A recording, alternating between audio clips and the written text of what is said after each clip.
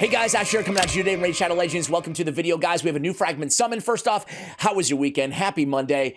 My weekend was amazing. Look at this background right now. It's not just a fancy YouTube background. This is where I was this weekend. We found this awesome little area, me and the kiddo really exploring the coastline, and it was amazing. You can actually see him behind me. Look at my little boy over there right behind my mic. So I had a blast. Here he is again. Well, actually, look at me blocking the entire picture. Just trying to share my life a little bit with you guys before we get into complaining about Raid Shadow Legends. Look at that. What a great little view there. Look at even the clouds. You can't even see them that well, but there's me just doing some, 6-year-old taking a picture of me. And then we see this. Okay, so we're getting somewhere here. Before we even take a look at the fusion, I wanted to share this with you guys. I saw this on Reddit, okay? I quit about 2 weeks ago. After 4 years of playing Raid Shadow Legends, I feel like I got my life back. Subconsciously, my daily schedule wrapped itself around this game. Oh, clan boss reset, Hydra keys. Oh, clan versus clan. I went back to playing Destiny 2, enjoyed it because I can just pick it up and without that feeling like I'm missing something if I'm not logged in for a day or two. Don't want to talk bad about Raid. It has its ups and downs and provided me entertainment for the past years. Everything has a conclusion. You just have to decide when it's time to move on. So I saw this on Reddit and it actually got me thinking. I recorded an entire video addressing this post and how to avoid getting into this sort of situation. But I wanted to put this in this video as a preamble as well to this fragment summon, because have you guys noticed fragment summons and fusions and everything in this game are getting more and more difficult? Now, some people might like that challenge, and if you're one of those people, more power to you. I'm not trying to tell you what to do if you enjoy it. It's a game. You should be enjoying it. I just don't want fusions and fragment summons to my viewers, because I don't want you to quit the game, frankly, transparently, right? I don't want you guys to get in this situation where this game feels like a massive chore to you guys, and I feel like the way they're moving right now with fragment summons and fusions inside this game, it's becoming that. Frankly, I've gone for the last 2 fragment summons in this game, and I have not accomplished either because, well, I don't want my entire life to be dominated by Raid frickin' Shadow Legends. So again, if you enjoy it, go for it. However, even if all the YouTubers tell you to go for them, don't get in this situation, even if it's quote unquote worth it to go for these champions. Heck, they're giving us free champions who are better than most of these fragment summons and fusions nowadays anyway. Keep that in mind, like a Sun Wukong most recently, okay? Anyway, let's take a look at this dude. Is he even good? Let's discuss. Oh, one more thing, guys, one more thing. I got this tweet yesterday. Raid, are you taking this 100 pounds for some fragments for one champion? He got an offer for 50 fragments of the Timid the Fool, the last fragment summon. Half of a champion for 100 pounds. For 100 pounds, which is like 115 US dollars, I think. For half a champion. So the fusions and the fragment summons in this game are getting more challenging. What do I mean by that? I mean that you have to go for, even on the fragment summons, you have to go for every tournament, every event, right? It used to be you could skip a few. You could skip a few. Oh, you might not make it. And it used to be if you win first place in a different tournament, you can actually get those extra fragments. But now they're not even giving out champions fragments as like top rewards, first, second, third place, whatever, in some of these events and tournaments. So it's becoming more arduous. It's becoming more tedious to go after these. And then they're going to sell you, of course, the fragments that you're missing. I bet you anything this guy got half Timid the Fool. He got 50. And then like, hey, for $100, we'll sell you half a champion. You thought champion pass was bad? Was Xena Warrior Princess? You thought that was bad? Well, now they're selling you half of a champion for $100. All right, anyway, guys, let's finally look at this dude. All right, guys, so we're going to read his kit first. You can see he looks pretty cool. He's an Ugir Tribe legendary HP-based champion, okay? We're going to read through his kit quickly here, and then I'm going to give you the supporting text added by Plarium to tell us how we're going to be using this champion, how he fits into the meta and into the game at large. So here we go. On Wyrmwrath is A1, attacks one enemy, 100% chance when booked of stealing a random buff from the enemy. Also 100% chance of placing a blocked buffs on the enemy for 2 turns. Pretty good A1. Earth Puncture is A2, can be booked down to a 3-turn cooldown. It's an AoE attack. And remember, HP-based champion here.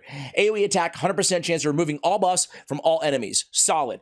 Has a 100% chance of placing the big version of Weaken for 2 turns. Also solid. You can see pairing him with a champion like, for Hydra, a champion like, I don't know, like Ugo or something, right? You get the block debuffs, you get the removal of buffs, you get the big version of decreased defense, and you get the big version of weaken, okay? So both on a 3-turn cooldown, kind of an interesting A2 there. Ugir Fortitude is A3 ability, so 3-turn cooldown. Remember, Spirit Affinity on this champion. Increase accuracy on all allies, and then an increased defense on allies whose defense is higher than attack, and then an increase attack on allies whose attack is higher than their defense, okay? So, you know, I don't love this ability, honestly. Increased accuracy is great. It's not as special as it used to be in this game. You know, back in the day, there was only, you know, a few champions that even had it. Kurzad, Deepart being a rare one of them, right? And Stagnite on his passive and stuff like that. Now they're adding more and more champions that increase accuracy to the game. So although it's an incredible buff, don't get me wrong at all, it's definitely sought after. It's definitely great to have one on your team. I don't look at it as like an absolute game changer. However, that being said, you can compare the rest of the A2 to a Mithrala Lifebane, who a lot of players do have or are on their way to getting vis-a-vis Hydra. And I mean, she just has an incredibly better ability. Hex on all enemies, of course, increased defense and increased attack on everybody, because we want increased defense ideally on our attack-based champions as well, because granted, increased defense will get more damage out of the defensive-based champions, but our attack-based champions are squishier anyway, so we'd like to have them with both, you know? So that being said, yeah, listen, we can't run Mithrala Lifebane in all 3 Hydra battles, so there's still some utility for this dude. Scourge of Dragons is passive on a 2-turn cooldown, 1 when booked. Whenever an enemy is revived, instantly affects Earth Puncture. If an enemy is revived by a champion from the Lizardmen faction, the effects of Earth Puncture cannot be resisted. The passive effect will only activate when an enemy is revived during an active skill. Okay, so when an enemy is revived during an active skill, not like a Marichka, a passive, or a self-revive like a Tormund or a Sun Wukong, for example, okay? Vis-a-vis an active skill, it instantly activates Earth Puncture, which is the A2. That's an AoE chance of removing all buffs from enemies. That's a pretty good ability right there, right? And it can't be resisted as well. Pretty cool. From the Lizardmen, that I should say. And it has to be the revived from a Lizardman, which is kind of weird. Obviously, you know, who are the big Lizardmen revivers who are so worried about right now? If this was like a demon spawn, I'd be a lot more attractive, or an undead horde. Either way, it's interesting. Instantly activates Earth Puncture, will not place a skill on cooldown, kind of like a Hefrak. You know how it doesn't put the skill on cooldown on Hefrak Scorn when you trigger it off of the passive. But overall, I mean, it's a pretty cool ability. I gotta say, the passive makes this kit interesting. He has accuracy in arena battles by 70. It definitely makes the kit interesting, and it kind of brings things together. I'm underwhelmed by the A3. I think that the A2 and the synergy between the passive could give him potentially a spot in the meta. Here's what they say about this dude.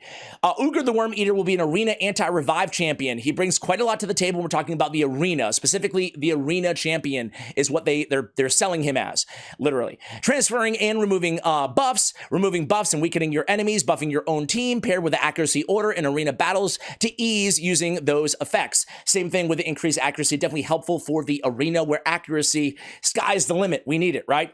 What makes this champion stand out is the passive skill. Once an enemy revives an ally, he will instantly activate that A2, attack all enemies, removes all buff from them, and place a weaken on top of that. Considering almost all revivers place some buffs on the revived champions, this passive skill is definitely going to come in handy. Low cooldown on the passive skill itself, and the fact that it doesn't set the A2 on cooldown will be a major factor as well. Moreover, an interesting fact, if you look precisely at Ugir's design, you might notice that he wears a similar, somewhat similar to Python scale on his head.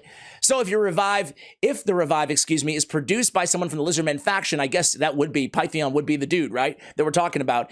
His passive skill triggers to A2 and effects become irresistible. Important note, Ugir the Wyrmeater's passive skill is only triggered by active revive skills. We talked about that. All in all, he'll definitely be a valuable champion and fun in the arena for sure, is what they tell us. They tell us he's going to be fun. Here he is, guys. If you want to see the video on this dude, he looks pretty cool, like kind of like a, I don't know, like an elite version of Uragrim, kind of. I get that kind of vibe from him.